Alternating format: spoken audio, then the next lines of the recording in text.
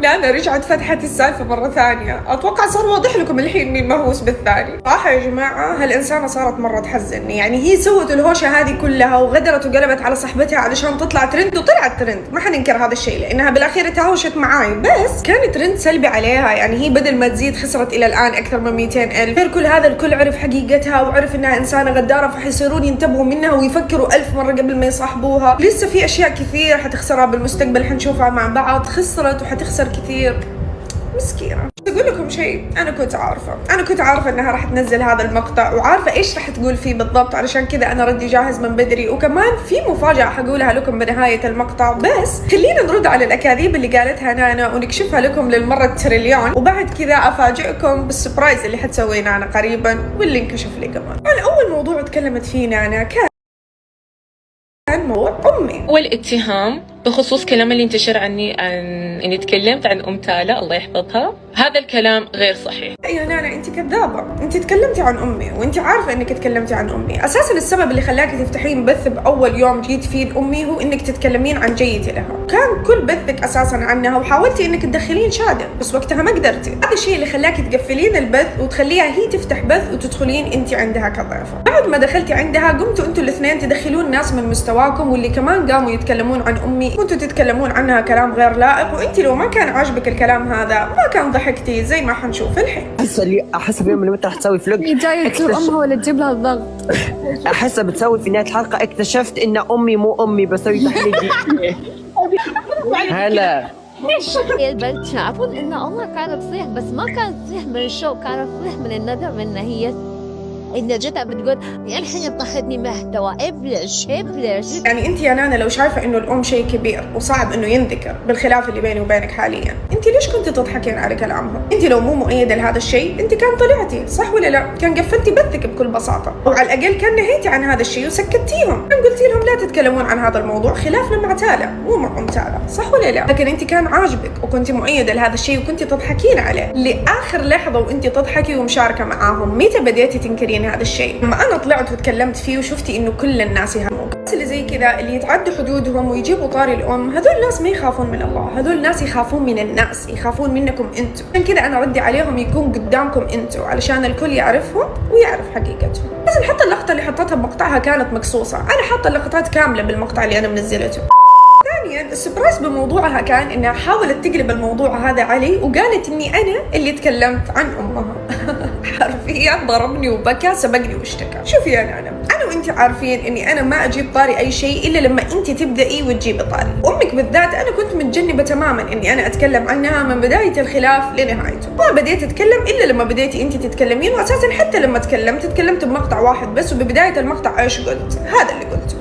مع احترامي الكامل لام نانا طبعا، لكن بما انه بنتك هي اللي بدات وفتحت بث امس ودخلت ناس بس علشان يتكلمون عن امي، احس جاء الوقت اللي اسوي فيها المقارنه علشان الكل يعرف الفرق. يا جماعه لاخر لحظه احترم ام نانا، اقول لكم ليش؟ اولا لانها ام، ثانيا هي بصراحه بيني وبينكم احس انها مو راضيه ابدا عن الشيء اللي جالسه تسويه بنتها الان بصراحه. ثالثا نانا تكلمت عن موضوع والدول، والصراحة الموضوع هذا أكبر مني ومنها، فأنا ما أدري كيف تجرأت وجابته أساساً. وأنا عارفة وأنتم عارفين إنه الشيء اللي تسويه نانا هذا ما يمثل أبداً الإيرانيين وما يمثل الشيعة وما يمثل أي أحد، هو يمثلها هي وبس. يعني يا جماعة أتوقع كلكم عارفين إنه أنا جدتي عراقية وتحديداً من كربلاء، ونانا بنفسها عارفة هذا الشيء، فكيف تقولين إني أنا أغلط على أهل كربلاء؟ يعني أنا أغلط على جدتي مثلاً؟ تستهبلين أنت؟ يعني يا جماعة أنا صراحة مرة يضحكني إنه نانا وشادن جالسين يتعاملون معانا إحنا الناس كأننا روبوتات. يعني شادن لما أنا طلعت كل تغريداتها القديمة إيش طلعت وقالت؟ فبركة. كيف يعني فبركة؟ طب والناس اللي شافوا التغريدات هذه معاي قبل ما تقفلين حسابك بتويتر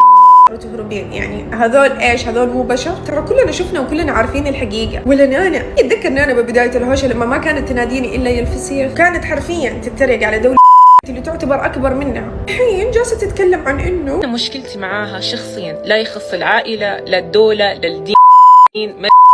لا والله لا والله يا نانا، اذا انت مشكلتك معي شخصيه ايش كنت تقولين هذا الكلام؟ والله من القبله ولا وين ما تقول ما اعرف.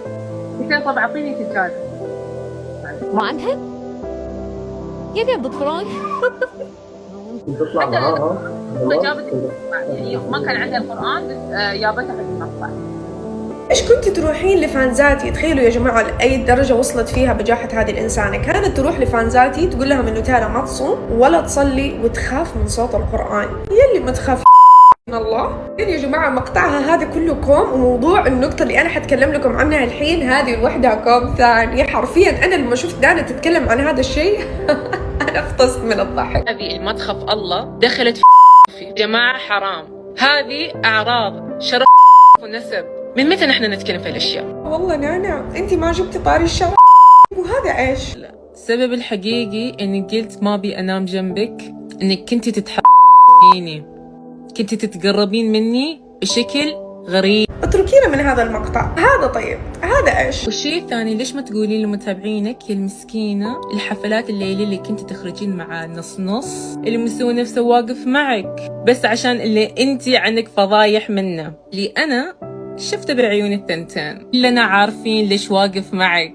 حبيت المشكلة يا جماعة حرفيا هذه الإنسانة لأنه هي كانت تطلع مع شباب وأنا ما أطلع، تدرون إيش كانت تقول لي؟ تقول لي تالا أنا أحس إنك إنسانة بدون مشاعر، أنا أحس إنك إنسانة يعني ما تحبين، أحسك إنسانة كذا غريبة. فكرة نص اللي تتكلم عنه واللي تقول إنها شافتنا أنا وهو مع بعض، هذا الشخص كان له وقتها أكثر من 7 شهور ما جاء دبي، أوكي؟ وهي وقتها كانت رايحة من دبي من 3 شهور تقريبا أو شهرين، فكيف أنت شفتيه إذا هو أساسا أنت لما كنت موجودة ما كان موجود؟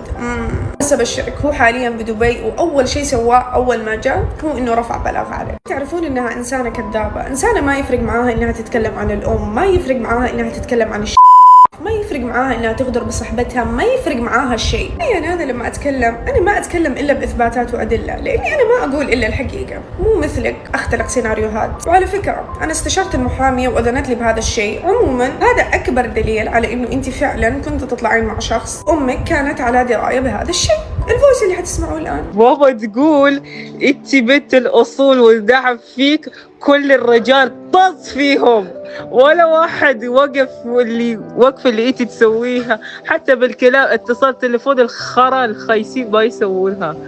تالا انا بابا تقول الحق معاك، لما كنت تقولي لا تطلعي مع عبد الله انت كنتي صح. عبد الخرا ذاك حتى تليفون ما يرد، اختفى، صار حظ اختفى. حرفيا كانت تكلمني عن الشخص اللي كانت تطلع معاه بدبي اثناء ما كانت معاي، وامها كانت معاها وكانت تقول لها يا ليتك سمعتي كلام تالا اللي كانت تنصحك بانك ما تطلعي معاه، انه بالاخير وقت الحظ سحب عليك. عندكم الله يسلمكم هذه المحادثات اللي كنت اسالها فيها هل الشخص اللي انت كنت تطلعين معاه مستمر معاكي الى الان ولا لا؟ كانت تقول لي انه سحب عليها، حرفيا سحب عليها وقت الحرب. وشوفوا انا ايش قلت انه يا خساره لانه اخذك مني اخر كم يوم، لانها آخر كم يوم حرفياً كانت معاه 24 ساعة بشكل جداً غريب. يلا كويس إنه على كلامها إنها متعودة، يعني مو أول مرة أحد يسحب عليها، فالحمد لله يعني مشاعرها تلاعبت بسرعة هالمرة. فكرة أنا برضو ما تكلمت عن الموضوع أبداً إلا لما هي طلعت وتكلمت فيه، لأنه أنا ما أتكلم أبداً عن المواضيع هذه. وبعدين مرة يضحك قاصة من مقطع لي وأنا كنت أدافع فيه عن نارو وجالسة تستدل فيه بمقطعها. تدرون يا جماعة إنه نانا كانت أول شخص جاء وهاوشني بعد ما نزلت مقطع الدفاع عن نارو، يعني حرفياً جت هاوشتني من قلب، دقت علي تهاوشني. يعني إذا هذه كانت ردة فعلك أثناء ما كانت بنت بلدك بمصيبة جداً كبيرة وكانت تعاني، لا عجب إنه هذا موقفك أمامي الحين. أخيراً موضوع روج ديور، أنا صراحة يا جماعة الموضوع هذا والله إني كنت ناسيته أو تناسيته، يعني اعتبرته صدقة لها أو مكافأة نهاية الخدمة. أوكي فضلت إني أنا ما أتكلم عنه أساساً، لكن لما تفتحين باثين فيه عن أمي وعني، تخلين الناس يتكلمون فيه برضو عني وعن أمي وتضحكين وتتكركرين بالبث، وبعدين تنزلين بنفس الساعة مقطع تستعملين فيه شيء من أشيائي أو ماي جاد يا البنت. مع قسما بالله قد ايش انا شفت ناس بحياتي، لكن مثل هالنوعيه مثل نانا انا ما شفت، وكان طبيعي صراحه اني انا اتكلم عن هالشيء. انت لو مو حاسه انه غلط انت ما حذفتي المقطع لما نزلتيه ذاك اليوم، حرفيا بعد ما انا تكلمت وذكرتها بانه هالروج مني هي حذفت المقطع، حذفته من الفشله، يعني حتى هي استحت من نفسها. يعني يا جماعه على حسب كلامها ترى ديور مو موجود بايران، هذا اللي قالته لي، وهي مره كان خاطرها بهذا الروج. اوكي فانا صراحه جبت لها شفقه فيها، يمكن انا صراحه انصدمت كيف ما قدرت اول تجيبه، وبالمقطع اللي نزلته امس كان عندها 2، ما ندري ممكن الأول كان مني والثاني كان الله أعلى وأعلم. أخيرا نقطة الأنوثة، نانا حرفيا جالسة تقول إنها علمتني الأنوثة طول ما هي كانت معي. نانا للأنوثة كانت بهذا الشكل والمنظر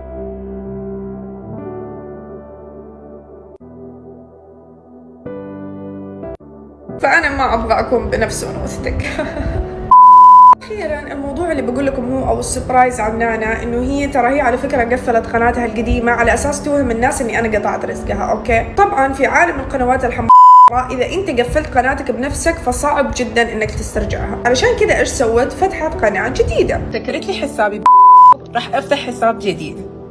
يلا باي باي. حابة أقول لكم إنه أقسم بالله أول مقطع حتنزله راح يكون عني وراح يكون مدته تقريبا من 20 دقيقة لساعة. هذه أخبار مؤكدة وحصرية وصلتني. طبعا هي بالمقطع يا جماعة إيش راح تعرض؟ تحاول بكل اختصار إنها تاخذ من وراي فيوز أو تسترزق، تعرض محادثات لي راح تتكلم عني كلام مغلوط علشان تخليني أرد عليها. هذا صراحة يا جماعة مرة يحزن إنه هذه المحادثة أنا بيوم من الأيام كنت أشوفها كملجأ. يعني أنا حرفيا لما كنت أكلم نانا أنا كنت كأني أكلم ماي بيست فريند. أتوقع كلكم عارفين هذا الشعور. انت لما تكلم يور بيست فريند فانت حرفيا تاخذ راحتك بزياده معاه، تكلم عن كل شيء واي شيء وتحس نفسك محرر من كل القيود. انا صراحه للحين ماني قادره استوعب كيف عشان بس تطلعين ترند ولا علشان تاخذي لك كم قرش وكم ريال تسوين الشيء هذا. نانا ترى انت كل شيء جالسه تسويه حرفيا هذا ما يعتبر انتقام مني، هذا انتقام منك. تخيلي منظرك لما احد يشوف المقاطع هذه او المقاطع اللي انت سبق ونزلتيها يشوف انت ايش جالسه تقولي. جالسه تخسرين ثقه الناس، جالسه تخسرين اشياء مره كثير. عموما مو مشكله، خلي شغلك الشاغل يا نانا تعالى، لانه انت مو اول وحده